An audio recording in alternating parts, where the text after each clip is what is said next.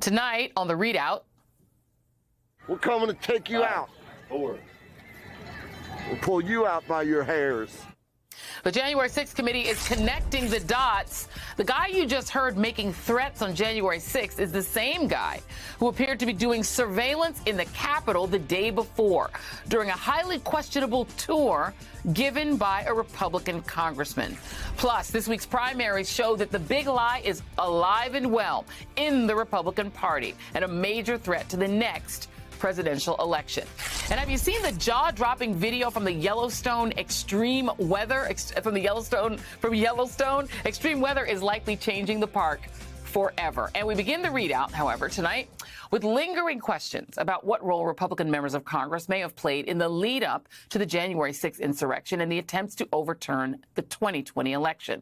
Today, the January 6th committee released new security surveillance video that it says shows Georgia Republican Congressman Barry Loudermilk giving a tour to a group of people through office buildings and tunnel entrances in and around the Capitol at a time when it was still closed to the public because of COVID.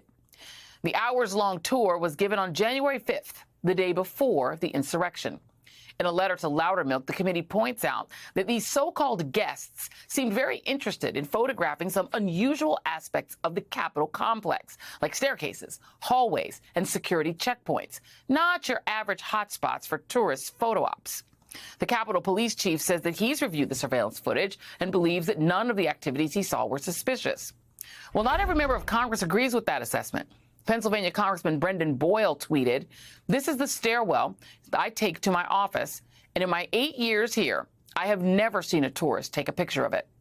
Loudermilk also told NBC News that the committee is pushing a false narrative that has already been put to bed.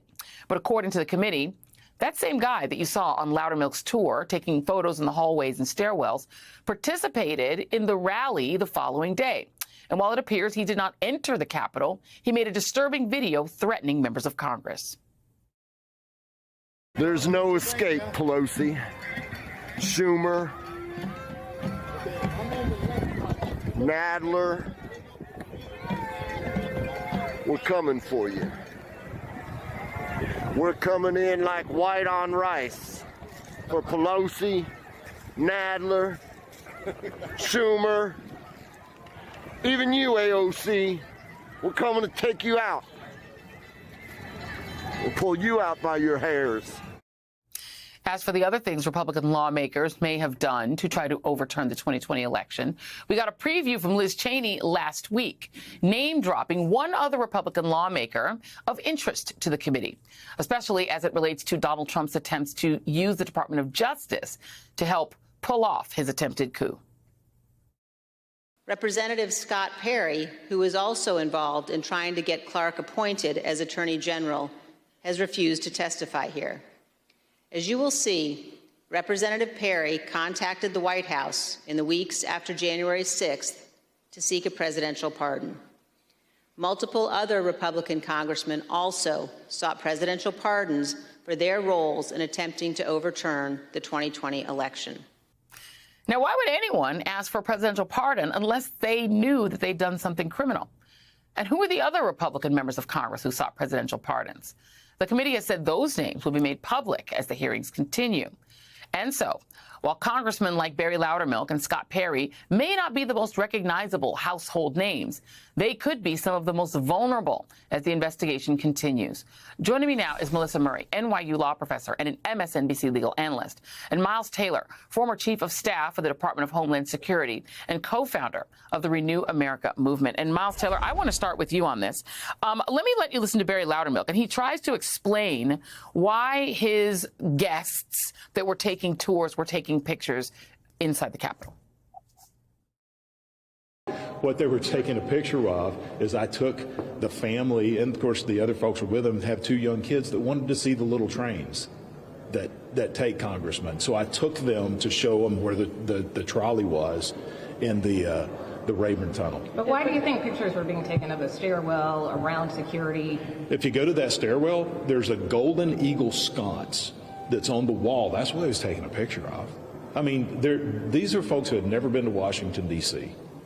And they were here to visit their congressman, and they were excited. Why not just speak to the committee and just... Because the committee's never called me and asked me anything. So we're going to try to re-pull that video again, Miles, while I ask you this question. Because the video that this guy made did have stills in it. He cut it together, I guess, using, his iPhone or whatever. I didn't see pictures of a wall sconce. I didn't see pictures of an eagle, and I didn't see pictures of any kids. Okay, here's the video again. Take a look. There's no escape, Pelosi, Schumer, Nadler. We're coming for you. We're coming in like white on rice for Pelosi, Nadler, Schumer, even you, AOC. We're coming to take you out. We'll pull you out by your hairs.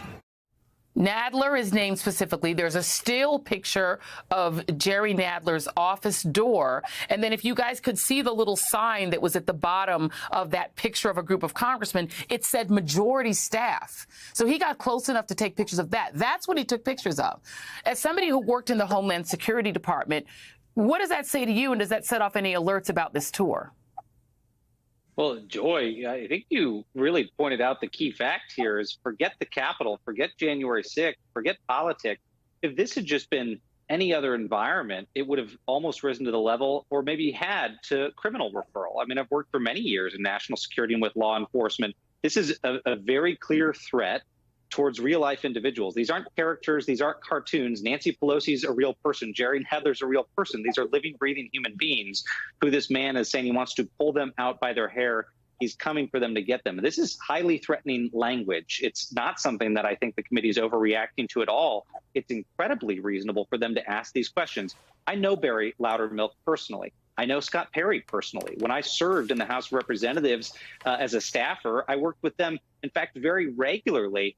And at best, I think that Congressman Loudermilk is being taken for a ride by the people that he gave a tour to, and at worst, potentially knows something he should share with the committee. I would really urge him to be immensely skeptical about what happened here, because it seems evident to just about anyone who would watch those videos that this constituent wasn't there for an innocent purpose just to go see the trains. This constituent was articulating a potentially violent threat against elected officials. That's serious. They should take it seriously. And Congressman Loudermilk shouldn't just wait for the committee to come to him and ask questions. He should be affirmatively going and sharing all the information he can and has with the committee. I mean, the fact that they've released this video shows that the bipartisan select committee is taking this extremely seriously. And that also means that the Justice Department is taking this seriously. So the congressman should as well.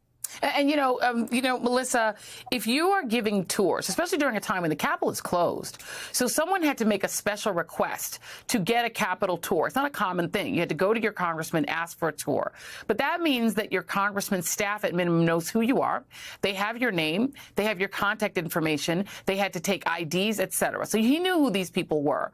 One of them turns out to be somebody who then issues threats against specific members and takes pictures of their door and of the staff. So he knows something about the inside layout of the Capitol. And then the next day, the Capitol is stormed and every member of Congress is running for their lives.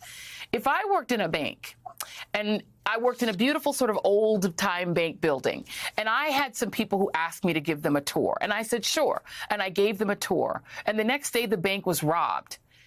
I would feel compelled, even out of self-preservation, to call the police and say, hey, I know who these people were. Don't blame me. I didn't mean to give them a tour. So even if you didn't do it on purpose, you know that the person that you gave the tour to made threats.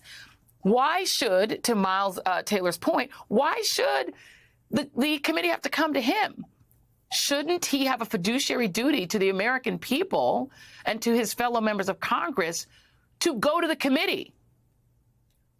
That is the question, Joy. I mean, I think, as you say, this was such an unusual episode to come so close to the storming of the Capitol the very next day that someone who was thinking about his obligations to the Constitution, to the country, might very well have volunteered this information. I gave this tour.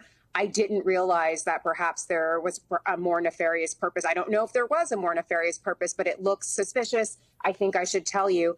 that would be, I think, the thing that most individuals would do. And I think it's really important that the Select Committee has decided to show this, because I think there are a number of different audiences to whom this plays. Obviously, to the court of public opinion, the public should know what was happening, should know that perhaps there are these sort of unusual episodes that preceded the attack on the Capitol on January 6th.